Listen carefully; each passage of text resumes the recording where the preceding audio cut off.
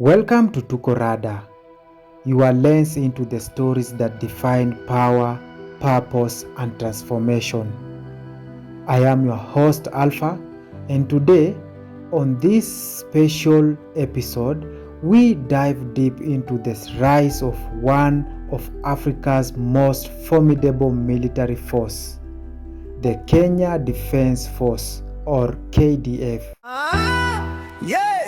Heshima kwa mashujaa walioko mstari wa mbele, kwa nchi yetu Kenya damu yao wameimwaga, ndiyo maana tunasonga tukiwa huru leo.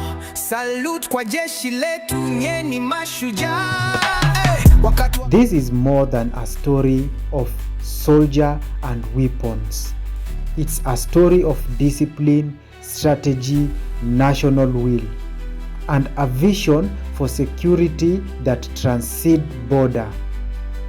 It's about how Kenya, through a disciplined army of a roughly 24,000 active personnel, has become a pillar in a regional stability, and why its fight against Al-Shabaab resonates for beyond its borders. So settle down, because we are about to explore how Kenya built what many now call the Lion of Africa, and what lesson its rise hold for power, leadership, and military strategy. To understand the modern Kenya Defence Force, we need to look back at how Kenya military evolved. After independence, Kenya military was relatively modest, primarily focused on national defense. But over the decades, as regional threats emerged, Kenya defense posture shifted. The KDF gradually professionalized, modernized, and expanded into capability, not just in numbers, but in strategic vision. By the early 2010s, Kenya faced a very real growing threat: Al-Shabaab, the extremist group based in Somalia. These militants were not just a danger to Somalia. Their reach threatened Kenya's security, especially along the porous border. Kidnapping, cross-border attack, and instability meant that Kenya could no longer treat the threat lightly. In October 2011, Kenya launched Operation Linda Nchi, or Protect the Country, a bold move. KDF troops enter southern Somalia to degrade Al-Shabaab capability. This was not just a tactical raid, it was part of a larger strategic vision to create a buffer zone, defend Kenya national interest, and protect power beyond its border. By early 2012, the KDF formally integrated into the Africa Union mission in Somalia, AMISOM. One of the signature operations was Operation Sledgehammer, a complex amphibious and ground assault that led the capture of Kismayu, a key port city. The success of such operation demonstrated Kenya's ambition to not just defend but shape regional stability. Today, the KDF is widely regarded as one of Africa's more capable militaries.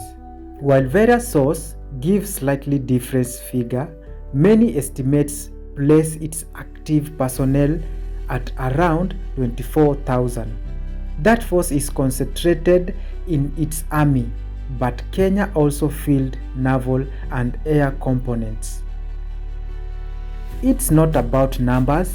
The KDF has invested in modernization, armored vehicle, artillery, transport, aircraft, and coordinated ground-air operations. This disciplined, relatively lean force gives Kenya agility. It's not a bloated army. It's a force built for precision, strategy, and impact. But this rise has it been without cost. KDF's operations in Somalia have been dangerous and complex. One of the darkest moments came in the Battle of El Ade in January 2016, when Al-Shabaab attacked a Kenyan base in Gedo, Somalia. The incident underscored the risk of deploying forward and the human tool of counter-insurgency operation. There have also been controversial moments, questions about human rights, about the rule of engagement, about intelligence failures in any story of military rise. These are part of the fabric. They are reminders that power and responsibility go hand in hand. To truly grasp what makes KDF effective, we need to look at its military mind, the mindset and strategy behind its operation. 1. Forward deployment and regional projection. Kenya's decision to operate beyond its border is not accidental. By pushing into Somalia, Kenya is not just reacting to threats, it's protectively shaping its security environment. This projection of power is strategic, not merely defensive. 2. Joint and combined operation. The amphibious assault on Kismayu, for instance, showed a high level of coordination, ground troops, deception, intelligence. Such operations require planning, training, and trust among units, qualities found in well-led militaries. 3. Integration with international frameworks.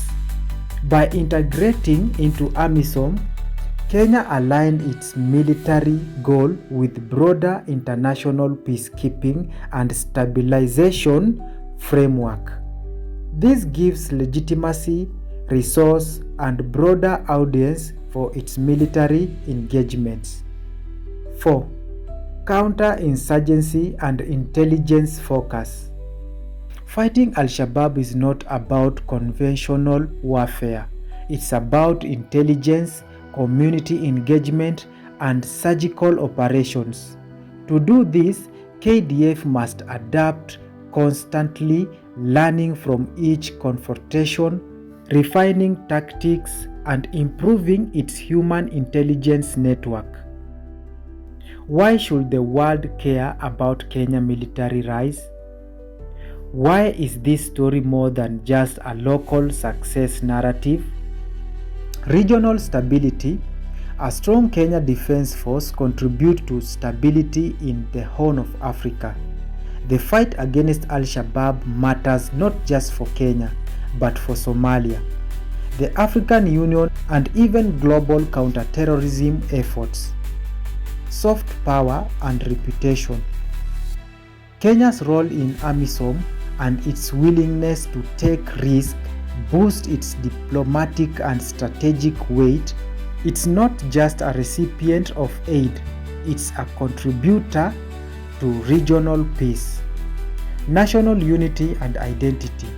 On the home front, KDF's successes feed into a narrative of disciplined, modern Kenya, a country not just defined by its challenges, but by its capacity to define and lead. Military evolution model. For other African nations, Kenya's journey offers lessons how to build professional force focused on strategic rather than purely reactive defense. Risk and future challenges. No rise to power without peril, and the KDF faces a number of future hurdles. 1. Sustainability. Maintaining a force of this caliber in terms of training, equipment, and morale require continuous investment. 2. Evolving threats. Al-Shabaab may remain, but new threats could emerge.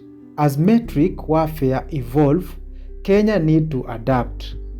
3. Political and ethical dimension. Military power abroad invites scrutiny. Issues like civilian protection, accountability, and the rule of law will continue to shape how KDF operates and how it's perceived. 4. Regional dependence and cooperation. Kenya's role in Somalia is deeply intertwined with regional politics and international frameworks. Shift in alliance of funding could affect its strategic posture. As we reflect on Kenya's military journey, from a modest nation defense force to a regional powerhouse, what stands out is not just muscle, but mind. The rise of KDF is not a story of brute force, but of vision, discipline, strategy, and sacrifice.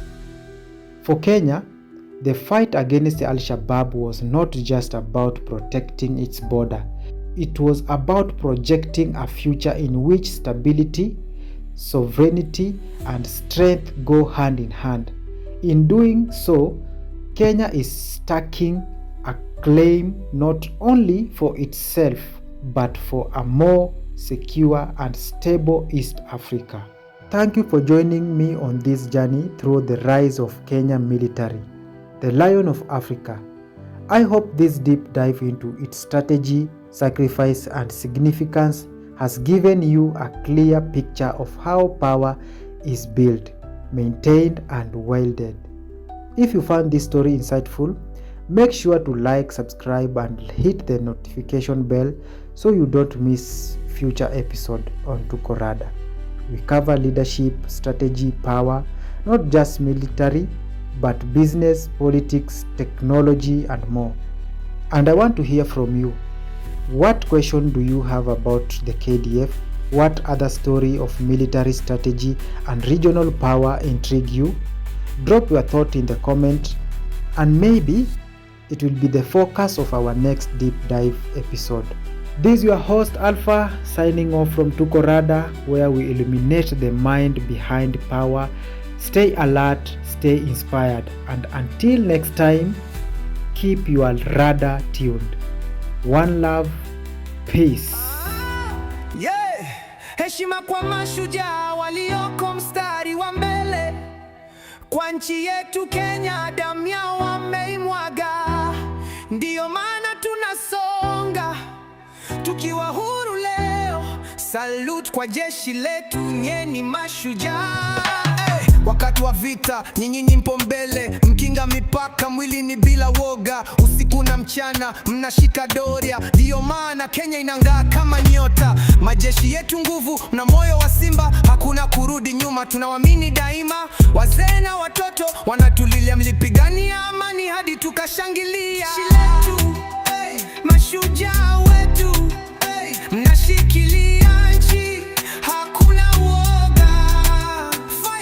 Mko imara kama mawe, tunawashukuru, nyie ni ngome. Boom.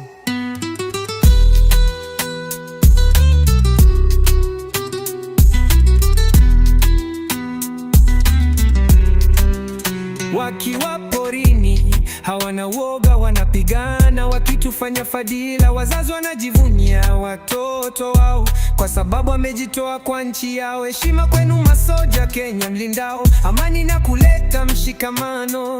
Nyie ndio kinga ya taifa letu, tunawapenda, Mungu awabariki. Wakiwa juu kwa ndege au chini kwa tanki, kwa maji au nchi kavu, bado mpo imara. Wananchi wanasema hatuwezi wasahau, mashujaa wetu tunawapenda kweli.